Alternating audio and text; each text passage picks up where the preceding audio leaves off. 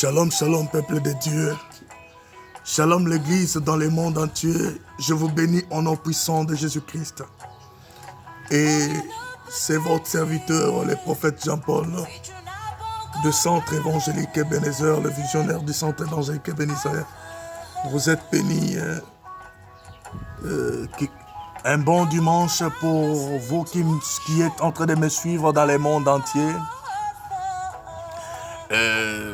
Que le Seigneur, Dieu Tout-Puissant, vous bénisse et que le Seigneur vous prenne en charge l'Église dans le monde entier. Nous allons lire les Écritures. Nous allons lire les Écritures.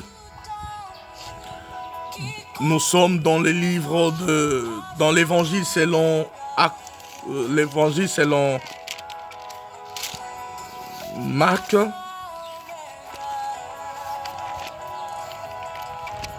Quand vous êtes en train de écouter, la Bible dit, lorsque les sabbats fit passer Marie de Magdala, Marie, mère de Jacques, nous sommes au chapitre 16 plutôt, à partir du premier verset, et Salomé, acheteur des aromates, afin d'aller embaumer Jésus. Les premiers jours de la semaine, elles se rendirent au sépulcre. De grand matin, comme le soleil venait de se lever, elle disait entre elles, « Qui nous roulera la pierre loin de l'entrée du sépulcre ?» Amen, amen. Peuple de Dieu, je vous bénis au nom de Jésus-Christ. J'aimerais parler à l'Église du monde par rapport aux circonstances qui est en train de se passer, par rapport à la situation qui est en train de bouleverser le monde. L'Église, j'aimerais parler à tout un chacun de vous pour dire que le Seigneur notre Dieu est au contrôle. Lorsque les sabbats fit passer Marie de Magdala, Marie mère de Jacques et Salomé achetèrent des aromates afin d'aller embaumer Jésus. À ce temps, notre Seigneur, notre Sauveur était mort. C'était le 3e jour où il devait aller. Ces femmes se sont préparées. Ils ont préparé leurs aromates. Ils ont préparé leur avoir. Ils ont préparé leurs biens pour aller embaumer le corps de Christ. Alléluia. Mais une chose, bien-aimée, qui s'est passée là est que c'était le premier jour de la semaine. Mais en allant au grand matin vers le sépulcre, on dit comme le soleil venait de se lever, comme le soleil vient de se lever ce matin. Elle disait entre elles, qui nous roulera la pierre qui est à la tombe, loin de l'entrée de sépulcre. Et le petit thème que nous avons ce matin, le sous-thème qu'on a ce matin, qui nous roulera la pierre, qui nous ôtera la pierre, qui nous ôtera la pierre. La question qui est en train de se poser par le monde entier. Les hommes, les femmes sont en train de se poser des questions. Qui nous roulera la pierre? Comme Marthe et Marie étaient en train d'aller vers ce sépulcre. Mais ils ont acheté leurs aromates. Ils ont acheté leurs parfums pour aller embaumer les corps. Mais le problème, ce n'était pas aller embaumer les corps. Le problème, ce n'était pas aller embaumer le corps. Mais le problème, c'était de savoir qui peut leur enrouler la pierre. La pierre qui faisait qu'une ne parvient pas à aller embaumer le corps de Jésus-Christ. Amen. Et par rapport à ça, bien-aimé, il y a la question qui se pose dans le monde entier. Le monde se pose la question, qui nous roulera cette pierre?